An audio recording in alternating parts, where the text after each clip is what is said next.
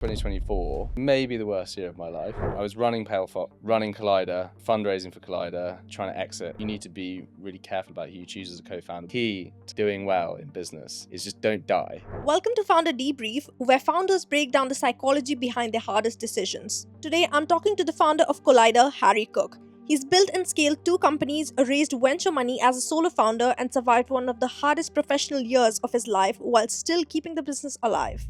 Harry, welcome to Founder Debrief. Let's go back to who you were before Collider. What did life look like back then? Before Collider, I had another business. So I had a business called Pale Fox, which is a wine business, sparkling wine. But I started that when I was 24, 25, I think, and did that for 7 years and then left and then founded Collider. But I think the key difference is that Pale Fox Prosecco is a thing that I wouldn't buy myself, whereas Collider, non-alcoholic beer, I drink a lot of non-alcoholic beer, so that's exactly something I drink. So certainly for this business, it's something that I'm a fan of. I would be a customer of. So I guess that's the key distinction. Let's go back to time when you were at university. You mentioned that you studied law there. Tell me a little Yeah. bit more about that. Yeah, I mean, at school, I didn't know what I wanted to do. I kind of coasted. I didn't work very hard. I was always like average. And then kind of uni, I was like, oh, law's probably a good thing to do. It sounds like a sensible degree. Hated it. Couldn't stand it. Like within like 3 weeks, I was like, not going to enjoy this. Coasted through uni. All my friends were being lawyers or bankers or whatever. Knew I didn't want to do that. I toyed with being like a chef for a little bit, but thought the hours would be too unsociable. Your Fridays and your Saturdays are taken up cooking in the kitchen. But I love cooking, but decided not to do that. And then worked in a pub. And then a kind of friend of a friend had a job in drinks. And I was like, yeah, that sounds good. I'd like to sit in an office and not be walking around for 14 hours a day in a pub. So did that. So fell into it really. Like I didn't have like this, long-term plan to get into drinks and to it wasn't kind of necessarily my passion, but I guess I always knew I would be doing something on my own, something entrepreneurial in some respect. And this was just, I guess, the route in. Was there like any specific Mm. point in time where you realized that this could be big? With Pale Fox, yeah, pretty quickly because we launched when we started work on it 2 years before lockdown, and then lockdown happened, and we launched I think a month before lockdown, and that was when everyone was buying alcohol at home because they couldn't go to pubs and bars and whatever. So we grew really quickly at Pale Fox, partly because of COVID, partly because we were set up for D2C already, and lots of other brands, like more legacy brands, were just not set up for e-commerce at all, and they were scrabbling around trying to set up for D2C, and we were already there. We'd already made like kind of prepped for that, so we did quite well, and then we kind of continued to grow after that. So actually, with Pale Fox, it was super quick. With Collider, it was quick, and then we ran out of stock, so we sold out really quickly. We sold out like I think 6 months worth of stock in 4 weeks, and then we couldn't make enough, and then we had to like go into hibernation and find a new brewery, and that was really difficult. So we kind of had a really interesting quick start, and then we did nothing for 6 months or something. So that was quite weird because like we had some really exciting early traction and then dead. One thing you did mention, however, was that with Pale Fox, you weren't into the product itself. Versus in Collider, it's a Yeah. product that you're a fan of and you consume it yourself. How do you think that different plays into the business side of things when you're working in both of those projects? I don't think you necessarily need to love or be a customer of the product you sell. I think you can make a success of a product or a brand that you wouldn't necessarily buy yourself as a founder. I think it definitely helps. Whereas with Pale Fox, we're kind of trying to second guess it and potentially, I guess, kind of cultivate our marketing and our brand towards a certain customer type that was just not me. There's been an ongoing trend where non-alcoholic beers in particular have been trending and becoming more popular, especially among the younger generations. You sort of realized that early on, and that is when you decided to launch Collider. Yeah, I mean, Collider was like a completely selfish product. I was drinking less, as I was getting older, my hangovers were getting worse, and I was drinking less alcohol. I was drinking much more non-alcoholic beer, especially during the week. And I guess it was just a selfish product for me. I was kind of like, it didn't really exist in the market. I want this. Can I make it a cool brand as well? Um, and then obviously you look into the market, you look into the, compound annual growth rate, and you do a business plan. You go, okay, like this is a selfish product that I want to do, and it makes sense in the numbers as well. The rise of especially younger people and drinking less. I think 18 to 34-year-olds, it's like nearly 80% of people either don't drink or they're trying to actively cut down on their alcohol intake. So I guess that's the market we're trying to kind of capitalize on, and likewise, lots of younger people, they they're getting more into functionals, they're getting more into functional mushrooms, especially. Yeah. So we're trying to, I guess, capitalize on both of those markets at the same time. One thing you did mention, since you entered the drinks industry, you also worked in at pubs. What did that teach you, and how did that come into play while you were building Pale Fox as well as Collider? Obviously, it teaches you about like alcohol. If you work in a bar, it teaches you about beer. I think it teaches you a lot about life, actually, working hospitality. Like, lots of people treat you terribly, lots of people are really rude, actually, like a surprising number of people, and then lots of people are really, really nice.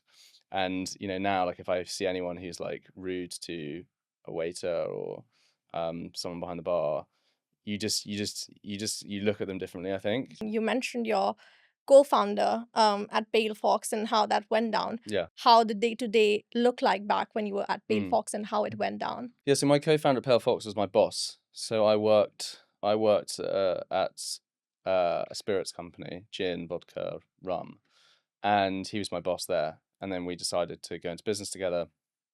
Um, and he still had that other company, so he would be spending time on that company as well as Pale Fox, and I would be spending, all of my time on Pale Fox. So I was de facto CEO, I guess. Yeah. And then he would be kind of broader strategy stuff, industry experience, maybe a bit more the operational side of things as well.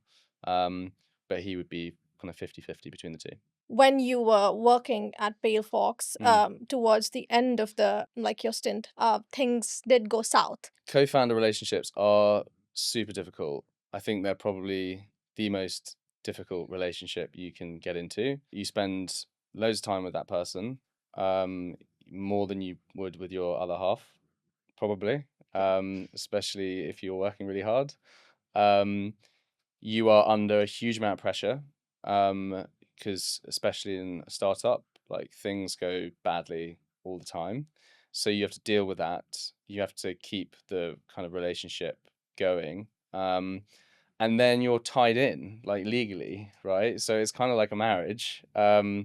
And if it goes south, there's like a lot to unwind, because you both have to, you fall out, but you have to go into the office the next day and you have to like make it work. I think there are a few lessons to be learned. I think that, if I went back in time, you need to be really careful about who you choose as a co-founder. With Collider, I don't have a co-founder, not necessarily because of an experience in the past, but just because it didn't happen that way. But I think you've got to be really mindful of who you pick as your co-founder. You have to trust their judgment. You have to They have to have the same buy-in as you. They have to work as hard as you, I think. You have to feel like you're in the same boat together and you're pulling towards the same goal equally.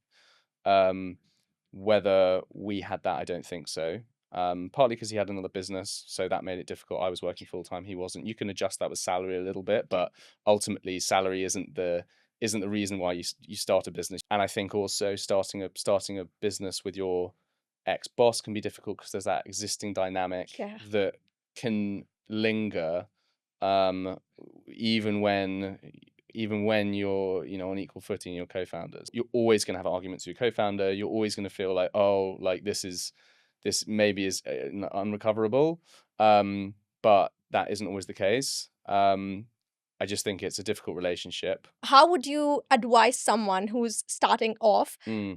and who's just trying to find a co-founder? Having complementary skill sets or complementary experience is probably overblown. You're both going to have to learn so much stuff, like, so quickly throughout the journey. So I think that, the skills you start with are going to be very different from the skills you have in year 2, year 3, year 4. So I think complementary skill sets is perhaps not the key thing. I think it is more about, as I said, like trusting that person's general judgment, trusting that person's general ability to execute in whatever area they're going to be operating in the business. That's more important than they have a degree in XYZ, they've done this course. Yeah. That won't really matter in 2 or 3 years' time down the line. And then feeling like they have the similar work ethic and buy into you. So those are the two key things. I would advise having a co-founder, because I think it allows you a sounding board. It increases your kind of capacity, to between the two of you to execute. And I think more importantly than anything, especially in the early stages, having that mental support Yeah. is really, really important. And that's something I didn't have for Collider. And as much as your friends and family can, say, oh, you're doing a great job, or you can put things by them, they're not in the same boat as you. They don't really understand. And that can be really challenging. And then you build a team and it becomes a little bit easier. But I think the early stages, when no one cares about your business, like you are nothing, like no one cares about you, you're the only person banging the drum. I think that stage especially is great to have a co-founder who is in it with you, and when you're not feeling on your A game for a week or a day, they're there to pick up the slack, and vice versa. Have you found any biases when it comes to raising funds? Because this is one of the other things a lot of people bring up as to like having a co-founder increases the chances of fundraising. What are your thoughts on this? Yeah, I mean, I think that plays out in the statistics. I think you're about half as likely to raise VC Yeah. backing if you are a solo founder. We were trying to raise VC money without pre-seed, essentially. CPG pre-seed raising VC money is really rare. Yeah. Um, so I think we got really lucky. I think being a second time founder helps. I think we had a really cool brand, which I think helps kind of sell the idea. And I think sometimes it helps build that emotional attachment with the VC when you don't have, metrics or traction really. So I think that helped. But we got lucky. I mean, the reason why we got intro to the VC that ends up investing was one of our angels was on his laptop in Balderton Capital's office, which is not the VC that invested, and they were like looking over his shoulder, I think, and they were like, "What's that?" He was looking on our website. "What's that?" And he was like, "Oh, it's this thing I just invested in." And they were like, "Oh, can you intro us?"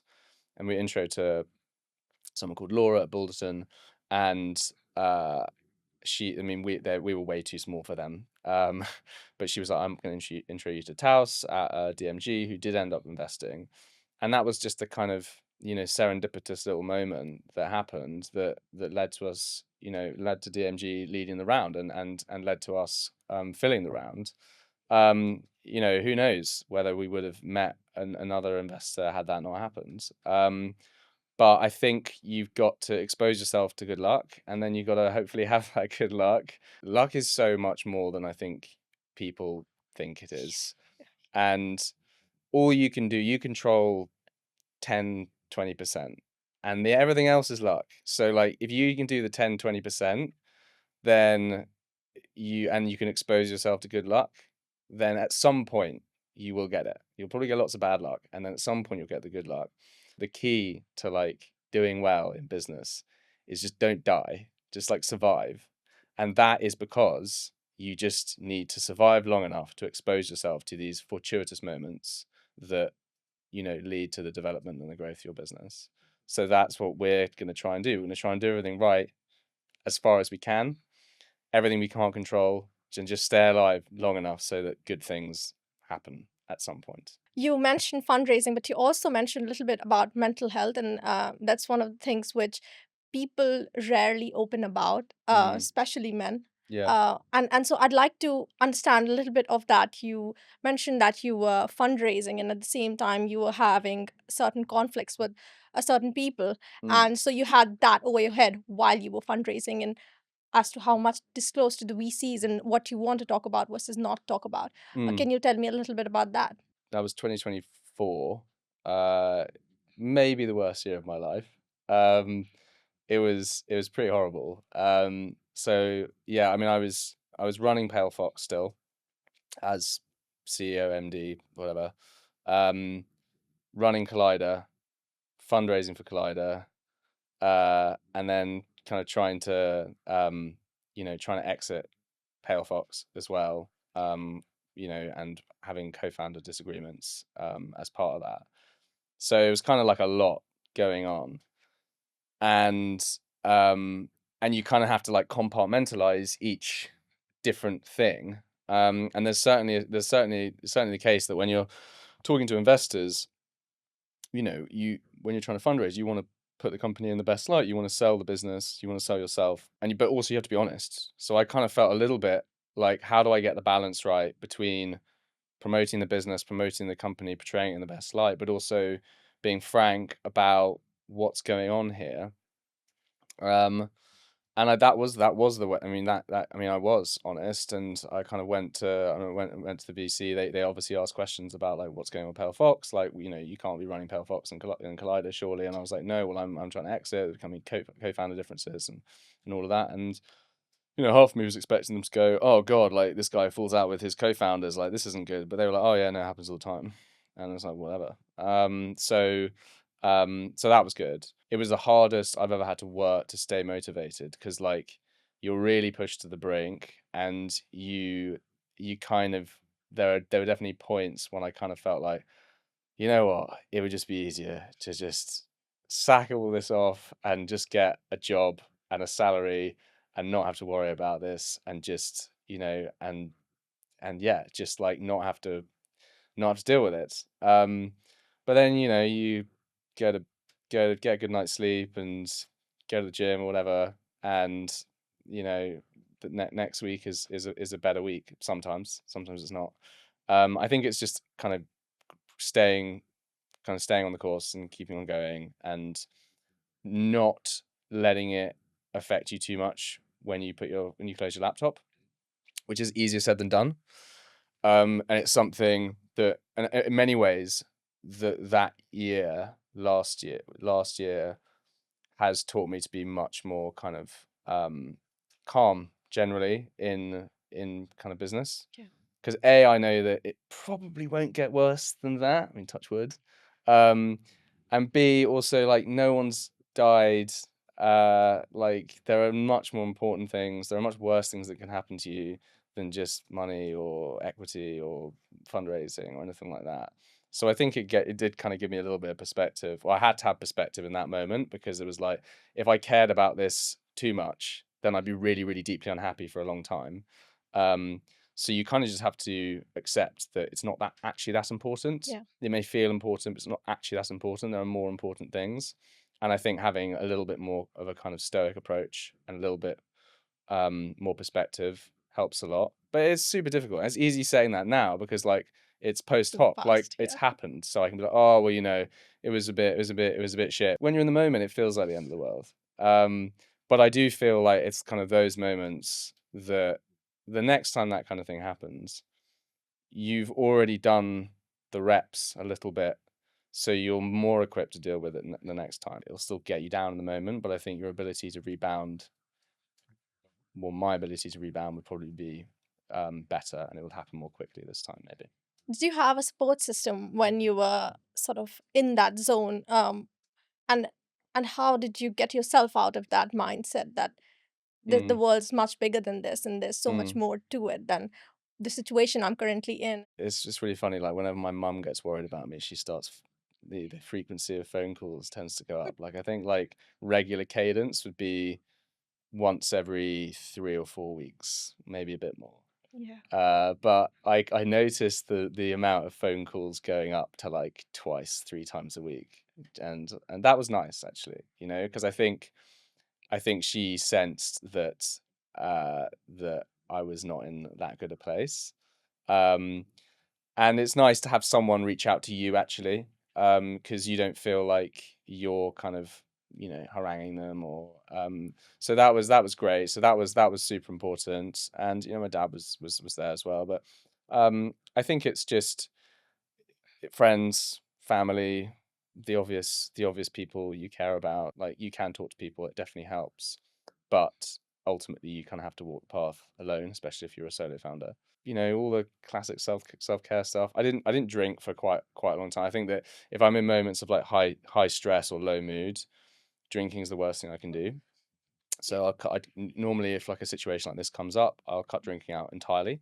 Um, and Collider was actually really helpful for that.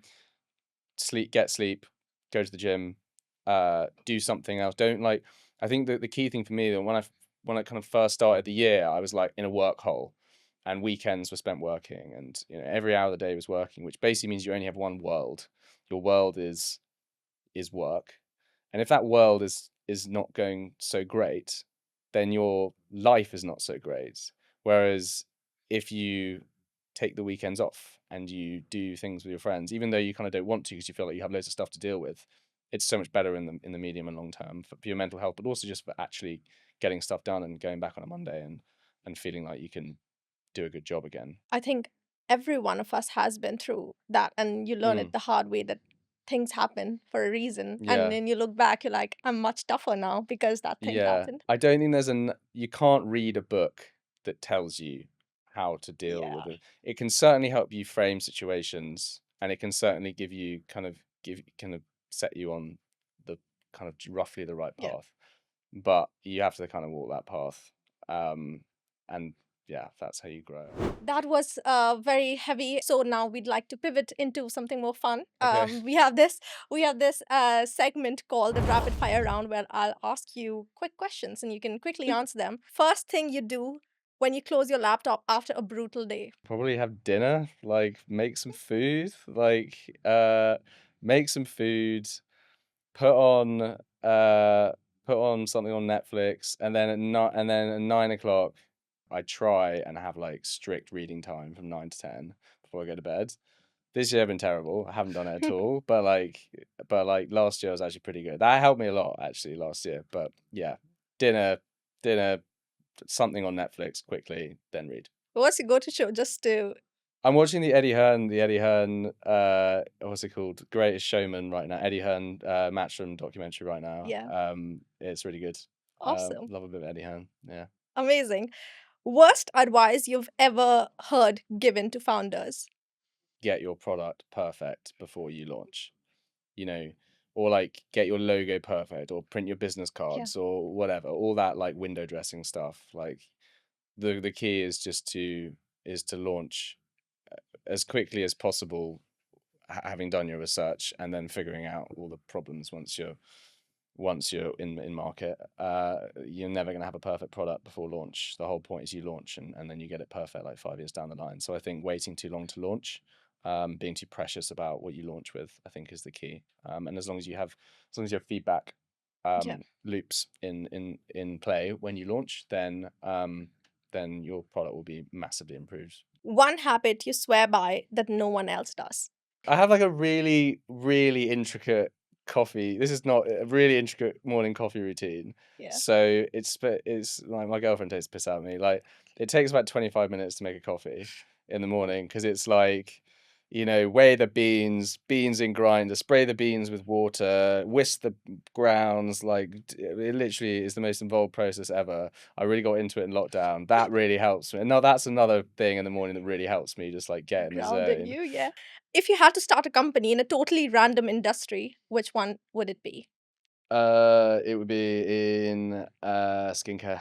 I think the beauty industry is like ridiculous. It's growing so quickly. Yeah. And I think it's a wasteland of information and products, and everything's kind of loads of conflicting information. So if I was doing something else, I would do something in beauty skincare, some kind of AI powered skincare routine builders to like cut through the noise and the rubbish. One founder you'd like to swap your lives with? What, forever? Maybe for a day. I don't agree with most of what he says, but Elon Musk, I would love to be in his brain for a day because he's a complete anomaly. He's done so many different things, and his the way he's wired is clearly so different from a normal person. I'd like to just know what that feels like for a day. Would I like to be in for more than a day? No, I would not. I'd want to get out of that body pretty quickly. Maybe Richard Branson back in the day as well, because I think he had a kind of, a love of life that I think is really amazing, and I think that bled into his brands and his products. That concludes our rapid fire round. Harry, you did also mention that you're an introvert, which a lot of Mm, people might not be able to tell. mm. How did you think that play into when you were fundraising or networking with people? Yeah, I'm terrible at networking. Um, I I just really bad. Um, and I had to work at it. Um, I think like I'm an introvert, not that I can't speak to people Yeah. in a kind of relatively charismatic way. I'm not super charismatic, but I think the difference is just that when I go and meet new people, I feel drained. Like it's energy sapping. Yeah. So when I get home, I'm just like dead. For an extrovert, I think it's when you meet new people, you get energy off it and Yeah. you thrive off it. And I don't feel like that really often. So I have to turn it on and I have to kind of like really work at it. In terms of networking, I'm not good at it. I don't like it. I guess I don't like the conceit of like chatting to people and making small talk to people, but with like a motive, like an Yeah. ulterior motive to basically raise money or further your career. In terms of like fundraising and VC calls, again, I was really bad at it at the start. Like I didn't really know what I was doing. I didn't know how to sell the business. I mean, they say when you raise a round, you should start with your like the VC you want to raise from the least first, so you can make all the mistakes with them, and then you can get better for the one you want to raise from the most. So it was a process I learned from it. I'm not like the finished article. I'm definitely better than I was. I'm much better at selling something I believe in and am confident in and that I have competency in. I'm terrible at selling something I don't believe in or don't I'm not abreast of the facts of, and I can't bullshit, which sometimes you do need to do. Because there's always stuff you don't know. There's always questions you get asked that you don't know the answers to. And sometimes you just need to be able to just a little bit of bullshit. And I'm not very good at that. But being an introvert lends itself to traits that are probably, I'd say, better at building businesses often. You're probably more likely to be in your own head a little bit more of an overthinker, which again can have its downsides, but I think it also means that you think about how things work and what's going wrong and what's going right and what's the reason for this a little bit more, which helps you iterate faster and that helps you build a better product or a brand. This was brilliant. Thank you so much, Harry. I'm sure a lot of people would learn from this. So, Hmm. this concludes our episode for Founder Debrief. Thank you so much for being here. Really Thanks. appreciate it. Yeah, it was great.